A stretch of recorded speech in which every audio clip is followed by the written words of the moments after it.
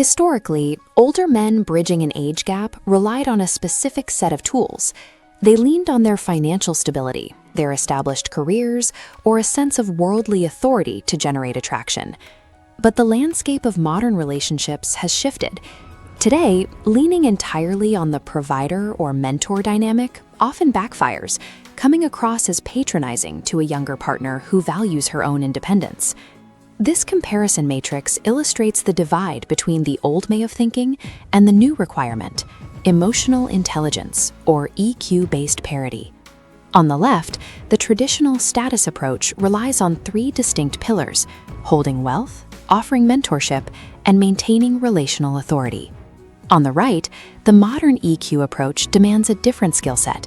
It requires genuine validation of her ideas, establishing parity as equals, and a willingness to offer emotional vulnerability.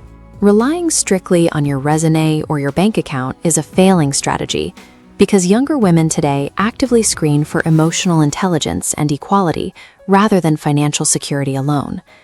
This brings us to a specific scenario circulating in modern dating psychology. A strategy promoting 5 specific phrases claimed to make a younger woman intensely attracted to an older man. When you hear claims like this, the question is whether these are manipulative shortcuts or if they carry legitimate psychological weight. Our objective is to strip away the marketing and evaluate the hidden emotional costs of actually deploying these communication tactics in a real relationship. Moving past tactical manipulation requires adopting a standard of transparent communication. There are no magic words. For any of these phrases to work, they require a permanent shift in how you handle power dynamics within the relationship. The first phase of this EQ strategy focuses on establishing intellectual parity. It requires validating her perspective on the world instead of fixating on her youth. In practice, this means using phrases like, "I love how you see life differently," or directly admiring her focus on personal ambition over her physical appearance. In this flowchart, validating her ambition leads to a specific outcome. She recognizes you view her as a complex adult, accelerating mutual trust. Note the final note. The mandatory trade-off for this trust is permanently surrendering the authoritative mentor role. There is a hidden emotional cost here. If your ego requires you to always be the smartest person in the room, this approach will feel inauthentic, and she will notice the friction. Establishing intellectual parity is a strict requirement because it flips the script. You move from the trope of older man seeking youth to 2 adults respecting each other. Next, we have to address temporal friction.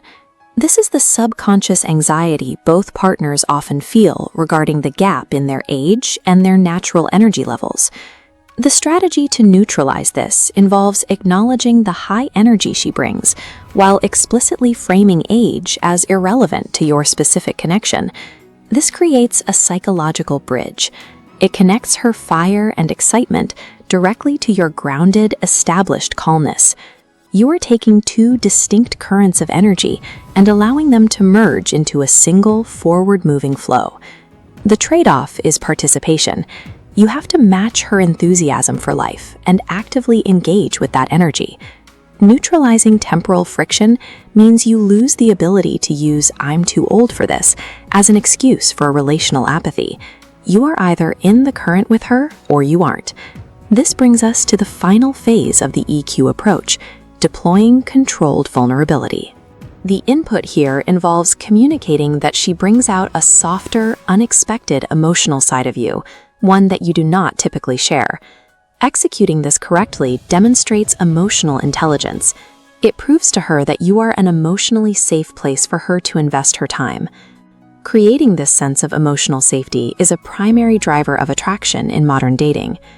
But the trade-off is significant. You have to trade your invulnerable, stoic alpha shield for genuine intimacy and emotional exposure.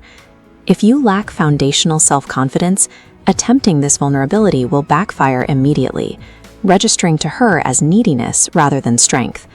Vulnerability only generates attraction when it is backed by unbreakable self-assurance. It acts as the ultimate test of an older man's actual emotional maturity. So, who should actually attempt this EQ-based communication strategy? To answer that, you have to run a strict audit on your own intentions. Look at this decision tree. The strategy hinges on one question: Is your primary relationship goal ego validation or genuine intimacy? If you fit the transactional dater, someone who relies on wealth or superiority, this path ends in a definitive fail. It fails because the required emotional follow-through will be absent. Without that follow-through, these phrases are hollow manipulation that she will see through quickly. However, if you are an authentic connector, a man who possesses strong baseline confidence and views his younger partner as an equal, this approach gets a solid pass. Using these phrases is actively self-destructive if your primary goal is merely feeding your own ego. This brings our analysis back to the core truth of age gap attraction. It is a careful dance between your grounded confidence and her curiosity. The words are useless unless a foundation of absolute mutual respect is already present before a single sentence is spoken. Bridging the age gap effectively requires aligning your emotional inputs with your desired outcomes to build genuine, lasting parity.